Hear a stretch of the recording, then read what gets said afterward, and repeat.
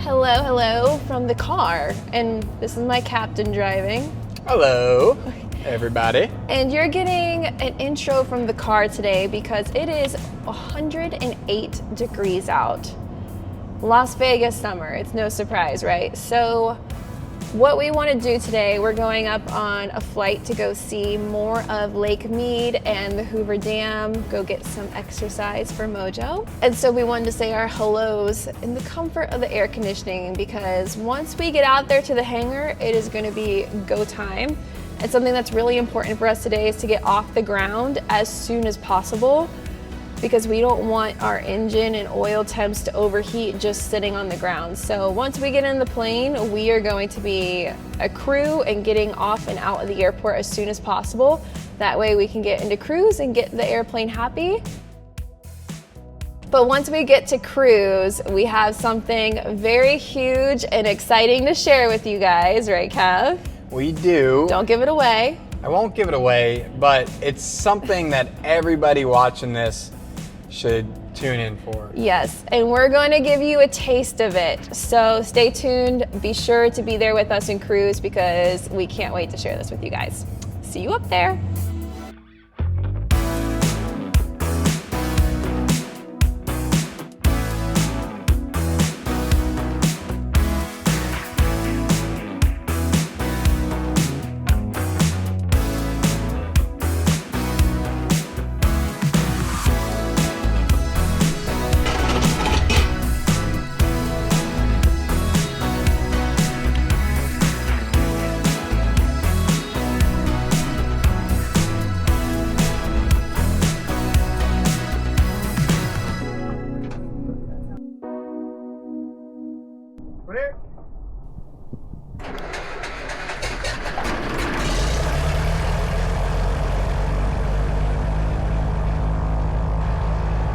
Good start.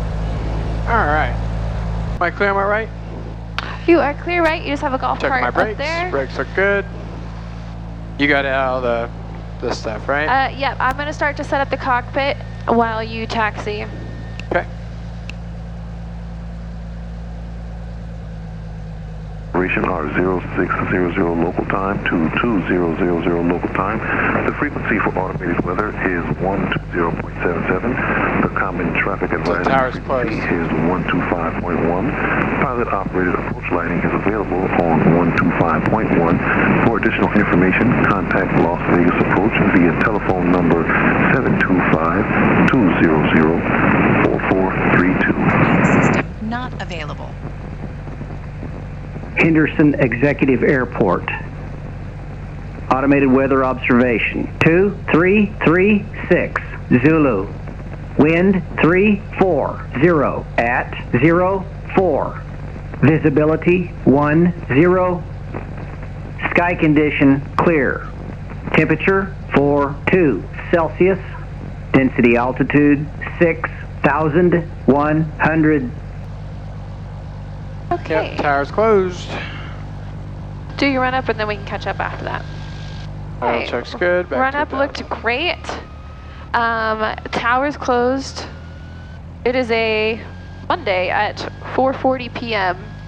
and you guys are gonna hear it again. It's so understaffed here that they close randomly whenever their controller needs a break or whatever. So anyways, they're closed right now. So we are on 125.1, which is gonna be our CTAF for today. Yep. And are you ready for taxi? Yep. Henderson traffic, Skylane 3802 Delta, taxiing from the fuel island to runway 35 left for departure. Henderson traffic. So you weren't able to get the flight plan in? No. Damn it. I don't know if this is going to help it. Nope. That feels hot. Perfection, North Anchors, taxiing 35 left. This was in the sun. Via Hotel Alpha. Hotel Alpha, someone else going. Yeah. This was in the sun for maybe 6 minutes total. All right. Gonna use your phone then. Yeah, sure will. All right, cockpit set up from our ATIS 2987 and altimeters check. And HSI is matching our compass. That looks great. And the good thing about tower being closed is we got a quick taxi clearance because we got to say when we get to go. 4 but Juliet, about 6 miles, final 35 left. Are you feeling okay? I'm feeling great. How are you feeling? I'm great. Got someone coming in for 3-5 Yep, left. I see him on final. Yeah, same. Cool. Oh, we're alive. All right, so you We're can get that alive. thing pushed over. I'm going to flight stream our flight plan from Garmin Pilot before it dies again. Henderson traffic, mission jets on the 3.5 mile final runway, 35 left, full stop, Henderson. What up, Mike? Hey. Flight plan is activated. All right, we're in business. All right. I am going to keep this down on my lap. That way it's not in the sun right now. If we get in a position where it's in the shade again, I'll throw it back up there. Yeah. All right, I'm going to do a takeoff briefing. So we're going to be a left seat departure, runway 35 left. Climbing to 4,500, we're going to be managing our temps real good. We'll be a left crosswind to the southwest in the event of emergency. Prior to rotate, throttle idle full braking. In the air with runway remaining, put it back down. Below 1,000 feet, we are going to pick a 30-degree window, set it down 1,000 feet above. We'll come back to Henderson and land. Do you have any questions for me? No questions. Henderson traffic, mission jets on a 1 mile final runway, 35 left, full stop. We'll wait for Mike to come in. Mike is the local Cirrus rep for Vision Jets. Yes. I noticed when we taxied out, his hangar was open. So I figured he was out just for a quick jaunt. All right, we'll do our pre-checks. Fuel's on both. Flap set 10 for takeoff. Trench set. We'll get the mixture to go. We already got the prop set appropriately. Landing light is on. We are ready to go. Nice. No pressure, Mike.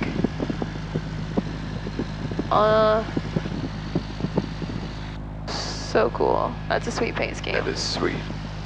No pressure to you too, by the way. This new camera out there, this X4. I was really going to see D- how off center line I am. That's what I was gonna say. You better hold it center line. This is your official review. I know. So seat back's good, right? Yep, I'm good. All right. But this new camera out there is gonna keep you honest. I'm not gonna lie. Don't see anyone else. He's still on the runway. Henderson traffic, vision jet 674, but Juliet clear, runway 35 left, Henderson. Henderson traffic, Skylane 3802 Delta is departing runway 35 left for a VFR southwest departure. Henderson traffic. See you, Henderson. See ya. 35 left, I see it. Confirmed. Power is smoothly coming in. Heels on the floor. Power set and achieved. Airspeed is alive. T's and P's are in the green. Gentle rotate. Tap the brakes.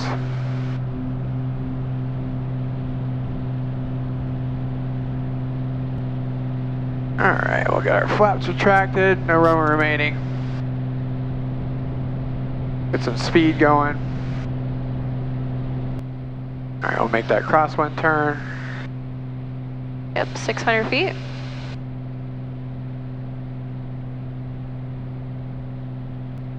Henderson traffic, Skylane 3802 Delta. Left downwind, runway 35 left will be a departure to the southwest. Henderson traffic. Alright, managing our temps. We're gonna get some airflow over. Oh, looking great. Wow, what a difference a 30-minute time on ground for taxi doesn't take. Yes. Or does for us. So we are at 1,000 feet AGL and we are at 400 on the CHT. That is my region of I want to keep it under, so I always like to keep my CHTs under 400. It's impossible in Vegas summer, so we're just doing our best. Normally by now we're at 420. Yes. At 1,000 feet, but since we didn't have a long time on the ramp for taxi, because normally towers open and it takes a long time, that just helped us immensely. It really did. Look at that. It's stabilized. Oh my God. That makes me feel so good right now. Holy crap. And we're getting the updrafts to pull us gently up. We're 1,000 feet above the ground, which is great. And climbing at 800 feet per minute while still holding true to that 400 CHT. Henderson traffic, Skylane 3A 02 Delta, now 3 miles in the downwind. We'll be departing out to the south. Henderson traffic. Henderson traffic, citation 168, Pop X-ray, taking runway 35 left. We'll be on the Yoda departure to the east. Okay. Okay, we're under a 5,000 foot Bravo shelf, and next up for you is a 6,000 footer. All right, doing good. Yeah, everything looks great. I like it. Gentle climb going, CHTs look great. We'll get up higher in a little bit. I've never been out of Henderson so fast. Oh, that was awesome. It was awesome, I hate to say it. CHTs didn't get to 400 until we're like 900 feet. We're still climbing right now. Now we're at 1,700 feet, CHT's 401. Great. So now we know the culprit is sitting on the ground. Sitting on the ground. It normally takes us more than 10 minutes after run up to get them to give us a taxi clearance, and then longer at the end of the runway to get out. So, holy crap. We'll stay on this frequency for a bit, and then we'll transfer over to 2065. Yes, ma'am. That sounds great. Oops. Whoa. Whoa. Wow. Wow. Wow, this is going swimmingly. This is going way better than I thought it was going to. Yeah. Viewers at home, we sat at our kitchen table and debated this flight for 20 minutes, talking about the pros and cons of letting the plane sit versus taking it up in this high of heat, which is the lesser of two evils. Should we try to fly the plane every once in a while when it's so hot like this and put it through this abuse, I will say? Or should we let it sit in the hangar and give it the abuse of sitting? You tell us in the comments, what do you think? What is worse, letting the plane sit or flying it through extreme heats and letting it over temp? Because we debate this every single day, and I think we have a different answer every day. Every day. Every day. It's really tough. This is flying, my everyday flying, dealing with this stuff. You don't seem too excited about it, my boy. It's different You've lost your light. I'm good. Doing good. Just going to get my seatbelt a little bit buckled. Do you need help? No, I'm good. Okay. I like how I continue to host you, forgetting that like you do this every day and host other people. I want to like host you and take care of you even though you don't need it. Such a great wife. Well, not even that. Just like it's my airplane instincts of having someone in the plane and making sure they're good. Like I hate when people are uncomfortable in the plane, so that's why I'm a yapper. I'm good. Now that we are in cruise and we're away from everything, we have some time.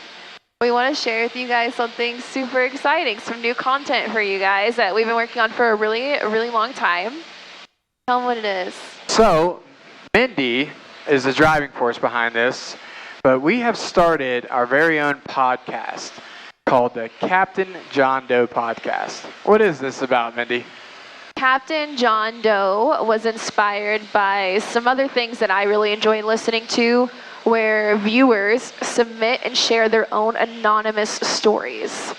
I think that's really cool because you get some spicy stuff, you get some controversial stuff, you get some good learning moments that people would be afraid to admit their mistakes. So I took that idea and I'm applying it to aviation. So it's anonymous aviation stories. So whether you're a pilot, a flight attendant, a mechanic, maybe you were just in the back of a commercial flight and you had a crazy encounter with another passenger or something happened on the flight, everything is fair game because we want to include all aspects of aviation. We want it to be fun for listeners of all types. So we launched this podcast and we've had awesome, overwhelming support for it. So we're so grateful for everyone who listened. So thank you guys for listening. Thank you guys so much. If you guys have a cool story, a crazy story, a whatever story, and you'd like to submit, go to CaptainJohnDoe.com, submit your story. It's totally anonymous. We don't even ask for your name or email. So we truly don't know who's sending these in. And in the meantime, catch up. We have a few episodes out now, so on anywhere that you enjoy streaming your podcasts, look up Captain John Doe and listen to the episodes. It's me and Kevin co-hosting, and we read stories. We take turns reading listener submissions and other stories that we find crawling the dark web internet. Best part is we get a new one every Wednesday. Every Wednesday, so go catch up, go listen. In the meantime, we're going to give you guys a little taste of what the podcast is. So while Kevin's flying and focusing, I'm going to read a story that someone submitted. And it's going to pick a random one right now. That way you guys can get a feel for some of the things that people say. All right, we had a listener submit this story. In 2019, I bought a 1967 Cessna 150 and was still a student pilot at the time that this happened. In summer of 2020, I had dropped off the plane to have a new alternator installed. The maintenance guy was telling me they were having trouble to get it fit, blah, blah, blah. I'm still a student and new to aviation, so I'm like, they know what they're doing. I'm sure it'll be fine. Even though I'm a student at this point, I've soloed, I've done my cross countries, and I have my endorsement to fly this plane back to the airport, to my home airport. Then finally they call me, say it's ready, all is good. My husband drives me to the airport and I fly it back solo. It's about a 15-minute flight. I take off, fly her home, and land uneventfully. I tuck it in the hangar, and next time I fly it, it'll be with my instructor a few days later. I get to the airport pre-flight and I notice a very tiny single drop of oil by the nose wheel. I checked the oil prior to this and it had 6 quarts, which is too much in my mind, so I'm like, oh, it's just spitting out. Plus, when I checked the inside cowling, it was clean and no issues. I think nothing of it and don't even mention it to my CFI. I have a concrete pad that's white, but if I was on a blacktop, I don't think I would have even noticed this small of a drop of oil. We go up, practice all the maneuvers for PPL, come back and do engine outs to finish the day and then taxi back to the hangar. I open my door and I look down and I'm like, did we go through a puddle? The main on my side's really dirty. I hop out and cannot believe what I was seeing. The entire plane, from cowling to rudder, is covered in oil, dripping everywhere. We get it back in the hangar. I regret this now. I should have cleaned it first, as now I have an ever-present, very large Cessna-sized oil mark in my otherwise clean white concrete pad. I'm like, I have to check the oil. I know it's hot AF, but I have to know immediately how much oil was left. There was 0 oil left, bone dry. My instructor was standing behind me, eagerly awaiting the results as well, and I showed him the dipstick. We looked at each other, eyebrows raised in disbelief, and he said, wow, your engine outs almost became a real engine out. I'm not telling my wife about this one. So I learned a valuable lesson that day. If something seems off, don't ignore it. In case you're wondering what happened, the little gasket on the alternator wasn't put on properly and it got chewed up during flight. Remember when I said they were having a problem to get it to fit? Well, that was the issue, and apparently they didn't get it to fit. Now, after any maintenance, I fly high and close to an airport for a while before I go anywhere. I flew probably 2 hours with this problem unfolding without me noticing. Let's not talk about neither of us noticing if the oil pressure or temperature was a problem. I was busy doing maneuvers. But this also taught me that no matter who I'm flying with, don't expect anyone to be paying attention to the plane's gauges. Well, that immediately makes me think of our story, but right. Wow, first of all, no oil in the engine. How did they get back on the ground? A very, very, very lucky moment, a good learning moment. It reminds me that you should always fly your plane after maintenance, just like she said, high and close to the airport. We have an example of that. Check out our electrical failure. Oh, you want to know why you should always do a maintenance flight before you go on a 1,000-mile cross country? Check out that video. Yes. We have so much more to discuss about that in the podcast, but for now we're going to cut that segment short because we are arriving at the Hoover Dam. Woo! Woo! I love the Hoover Dam. I do too. You want it on your wing or my wing? On my side, duh. All right. So give us our call now. What do you call this practice area? Hoover Dam. Okay. Hoover Dam traffic, Skylane 02 Delta is 5,500 feet, orbiting over the Hoover Dam in right circles, Hoover. Oh, this is so cool. This is only my second time over it, but we did go see it in person. We did. Like on foot. It's a lot higher than you think. Yeah, my mom is really afraid of heights, and I forgot about that, and we took her, and the way you see the Hoover Dam is you go out on this bridge, which is like this big bridge that you see with the cars on video. And she was absolutely terrified, and it was hilarious. I felt bad, though, because I totally forgot about her big fear. And now you can start to make a right turn. So those of you who live out east, like where we from, this is Lake Mead. Go straight for a second. And it flows from Colorado River, which goes through the Grand Canyon. And this is how all the water in Las Vegas gets, or we get our water in Las Vegas. And this little piece of incredible engineering, the Hoover Dam, allows that. Or else this city out in the desert wouldn't exist, which is crazy. Wow. Such a beautiful part of the country, too. I mean, like, look at this. We got the whole place to ourselves. That's rare. Yeah, there's more. Most of the time, there's a ton of helicopters here. Luckily, the helicopters stay pretty low, but agreed, there's nothing going on. All right, y'all. Well, we're going to check out the rest of the lake, do a little cruising, and we'll catch you guys back for our approach and landing at Henderson. Hopefully, I do a great job. I gotta see that center line. Oh boy, here we go. I know. Now I drew everyone's attention to it too. Yeah, you drew everybody. And now with this new camera, oh, ready center line, ready center line. Yeah, yeah.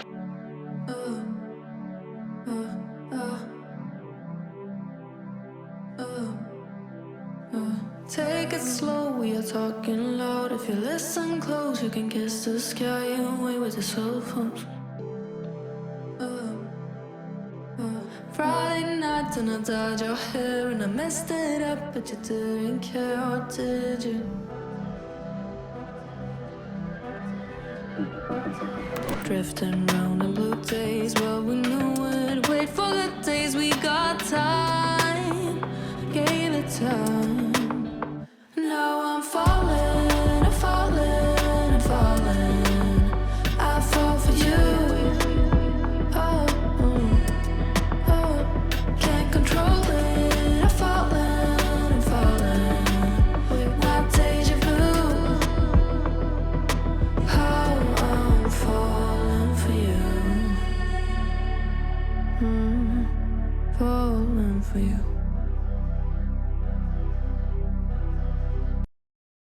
Welcome back. We just had the best flight over Lake Mead. I haven't got to see that much of the lake. Isn't it nice to see water? Like, it, you know, it's just like brings a little life back in. We here. are water people. Now we are back underneath the Bravo. This Bravo shelf is starting at 8,000. We're at 5,500, headed back into Henderson. So how about we get the weather and get our plan together? Sure. Henderson Executive Airport. Automated weather observation. 0044 Zulu. Wind 040 at 05. Visibility 10. Sky condition clear. Temperature 42 Celsius. Dew point 00 Celsius. 2985. All right. We got the altimeter. Density altitude 6,200. Henderson Tower hours of operation are 0600 local time to 2000 local time. The frequency for automated weather is 120. All right, 6,200 density altitude. What we've been dealing with. All right, altimeter set, descent checklist complete, pre-landing, brakes, pedal test, landing light is on, autopilot is off. Seatbelts are good, make sure we're going to enrich in it, carb heat as needed, fuel is on both, before landing checklist complete. All right, I'm going to make your call for you. We're 8 miles to the southeast. And are you going to be making kind of like a right base? Right base for 35 left, all right. Please. Henderson traffic, Skylane 02 Delta is about 8 miles to the southeast, maneuvering for the right base, runway 35 left, full stop landing, Henderson traffic. All right, getting below flap speed. There she is, flaps 10. All right. Great job. That's the hardest part of the whole flight. Henderson traffic, Skylane 02 Delta, right base 35 left, full stop, Henderson traffic. All right, I'm gonna get the next notch of flaps in. There we go. Get ourselves lined up. I'll take the Henderson flight traffic, director Skylane 02 Delta is final. Runway 35 left, full stop, Henderson traffic. Okay. Cool. Ooh, bold. We're just a little fast. Looking good. 75 knots, stable, fully configured. Runway's made. We'll go prop forward. Car P is in. Mixture as required. A little back trim there. Getting a little fast. Slowly arrest that descent. Pull that power out. Gentle back pressure. Power's idle.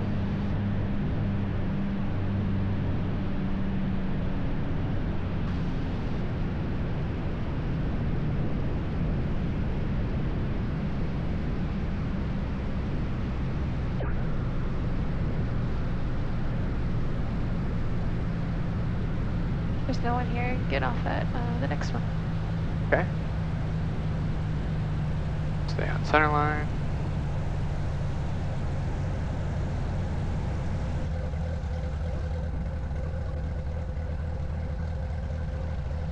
Henderson traffic, Skylane 02 Delta is clearly active at Echo. Taxi straight into the ramp. Henderson traffic.